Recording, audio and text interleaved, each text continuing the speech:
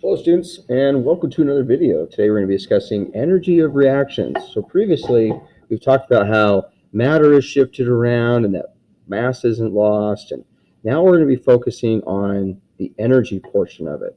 We've done some demos in class where things got hotter and things got colder when a chemical reaction occurs, and why is that energy? Why is there like this change in temperature? Okay, and that's what we're going to be discussing in the next couple videos. So the energy stored in chemical bonds of a substance is called chemical potential energy. And you need to know this vocab word, so write down this definition from this paragraph. If you need to pause the video, you can. Okay. The kinds of atoms and the arrangement of the atoms in a substance determine the amount of energy stored in the substance. During a chemical reaction, bonds are broken and reformed in different ways. It takes energy to break bonds, and energy is released when bonds are formed. Okay, let me go grab a magnet. Okay. Here is the easiest way to describe how energy is stored in these chemical potential energy is stored in bonds. So, for example, if I have a magnet, okay, there's two magnets here. It looks like there's four, but there's only two, okay. And when I pull them apart, is there any sound? No. But when I put them together, sound is given off. Like we can perceive that. We hear it. Like we can hear it when the magnets come together. Now, when magnets are coming together, it's releasing energy.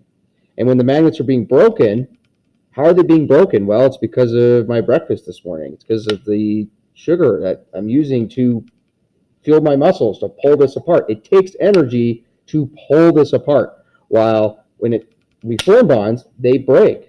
Okay, and down below we've got a diagram here of hydrogen and iodine. Okay, it takes energy to break these bonds, and then when the reaction occurs, they reform and they release energy. But the energy is different because now we're no longer breaking an I or an H bond. We're now forming an IH bond. It's now making a new type of bond. Okay, so keep this in mind as we go through and talk about this. So it takes about 436 kilojoules per mole to break this bond. Now, what does kilojoules per mole mean? Joules is a unit of energy. It's an SI unit. And moles is a counting measure. So if you had 1 mole of this substance, it would take 436 kilojoules of energy to break all of these bonds. While on the other side, iodine doesn't take as much energy to break these bonds. And we can talk about the Coulomb's forces and what causes them, but that's not our primary focus. And then we're going to form two IH bonds, the 297 kilojoules per mole is released when these bonds form. So if we compare the numbers, 487 to 594, which one's greater? Well, this one's greater. So that must mean that it takes energy is absorbed to break these bonds, but there's more energy given off. So it's actually going to be considered exothermic. The surroundings are going to get a little warmer from this reaction, but not by a lot though. Okay. Now let's take a look at these and appreciate this diagram here. Okay. The law of conservation of energy states that in any chemical reaction, energy is neither created nor destroyed. Okay. The energy it took to break these bonds is different than the energy released because there's a different type of bond being made. But energy, like matter, is not lost in the chemical reaction. It's either going in or out, and it's breaking or forming these bonds. And if you look here, we have a diagram here. You don't have to memorize these. Just recognize a trend that hydrogens take about 436 kilojoules per mole to break these bonds, or when the bonds are formed. It's both ways. When you break the HH bond, it's going to absorb that much energy. And then to break that, or when they're formed, they release 436 kilojoules per mole. And the same goes as you work your way down. These are all single bonds, single covalent bonds. Now, if you look here, nitrogen, NO, and O2, they're all going to have higher energies to break because they have more bonds that are being formed. So just recognize that trend. The more bonds you have, double or triple or double, it's going to take more energy to break those bonds. Okay. Now let's flip the page here. All right, let's talk about exothermic and endothermic.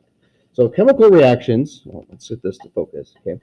Chemical reactions will either release energy to the surroundings as heat or light or absorb energy from the surroundings. Reactions that release net energy to the surroundings are called exothermic, reactions that absorb energy from the surroundings are exothermic. So if you remember from the previous example, when more energy was being released, that energy has to go somewhere, and that's to the surroundings. And the surroundings absorb that energy. Oh, we got an intercom. Hold on. Teachers, make sure you look for the email from Keith Madsen regarding sending students to complete their ACT pre-registration. Thank you. Well, that little clip just got put in our video. Okay.